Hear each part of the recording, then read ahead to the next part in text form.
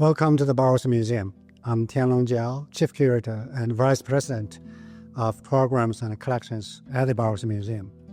And I have the privilege to serve as the curator of the exhibition, World of Terracotta Warriors, New Archaeological Discoveries in Shanxi in the 21st Century.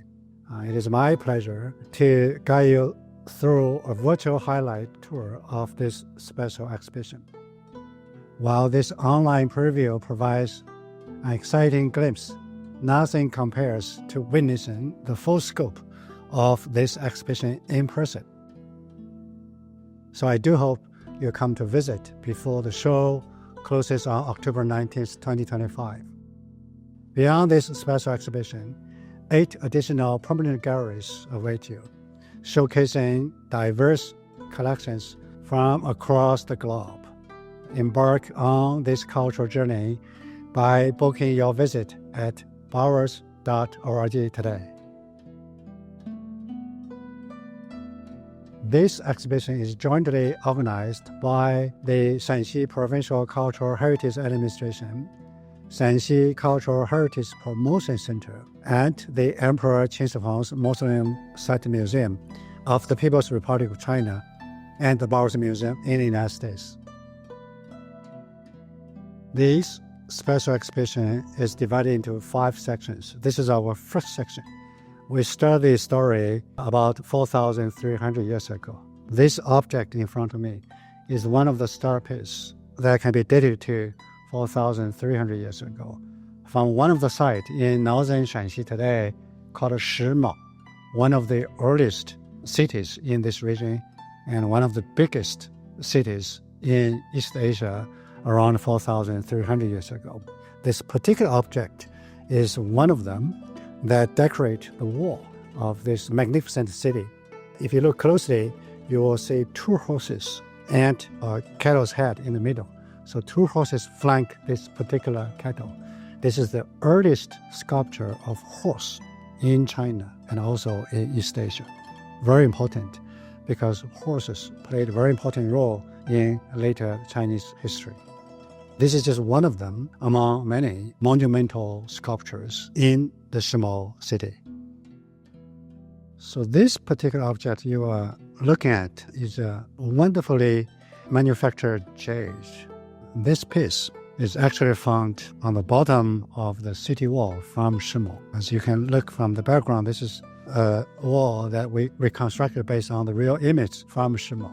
So Shimao has 2 circles of stone on walls. That the total size of the city is about 4 million square meters. It's very big. It has many gates. So one of the gates was excavated on the eastern side. And under the gate, there are many pieces of jade like this. So Shimao has a very unique practice that the people use this fine-made jade as an object, as part of the ritual object when they build the walls. So the specific meaning of this practice we still don't know, but it's very unique among all the prehistorical cities in China. There are many images that were carved on the stones. So together you can imagine this 4,300 years old city was elaborately decorated with many of these images. Some of them reflect a particular animal, some very mysterious. So this particular discovery, this city, really provide unprecedented evidence for scholars to understand the beginning of state-level society in today's Shanxi. This particular object is very intriguing. They look like an animal. If you look from distance, it looks very cute, animal-shaped sculpture. But actually, it is not a particular or the particular animal. It is a mix of a number of animals. Now, if you look at the face, you see a rabbit. If you look at the antler, you might think it's a deer. But then if you look at the body, you got a fish fin on both sides of the belly. And the feet, it's not a particular deer or rabbit feet. It is a carnivore. It has cloud. And on the body of this particular sculpture, you get a bird wings and even a mask, a deity face on the back. So it's really a combination of different features of animals. And there are only 2 of them that has been found in China. and this is one of them. It was found from a particular site, Shigushan, one of the tombs, and the archaeologists found several hundred objects from this particular tomb. Belong to one of the aristocratic families in that region about 3,000 years ago. This is in the early Western Zhaigou. This particular object is used for holding wines. It's a wine container. So there is a lid on top of this vessel. And if you lift it up, the body is hollow, and you use a ladle to take your wine out. Wine and drinking wine is very important for Asian Chinese. It's not only for fun. It is part of the ritual, the institution of the Asian society.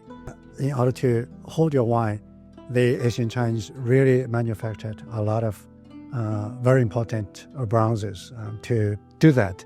And this one is really, really unique. This particular case, you will see a group of gold objects. This is among the finest gold objects of the what we call the early spring-autumn period, which is about 8th century BCE. I want to highlight three of them. One, you will see number 48. You see two dragons rotate together as a circle. And this is one of the belt ornament that I found from one of the dukes' tombs of the rich state. And they have a bunch of them that decorate the belt. So belt is very important for the upper class in Asian China. And the other one, number 49, it is found very close to tomb occupant, but we still don't know what is there for. It is obviously used as an ornament. It was cast with one piece of gold with very intriguing designs, animal faces and other things, but inlaid with turquoise, one of the finest gold ornament of that time period. Number 50 is even more interesting. That's a gold ring. It's very heavy and is very well made, and with a very intriguing animal faces as the main decoration. So whoever owns this ring, it must be a very important person. This group of terracotta figures, the highlight of our exhibition. You will see 5 of them. They are from 3 different pits. The one in front of me, we call them kneeling archer, is from the Terracotta Warrior pit number 2, which is one of the best pieces that found from that particular pit. It really depicts this particular warrior in the position ready to launch his crossbow.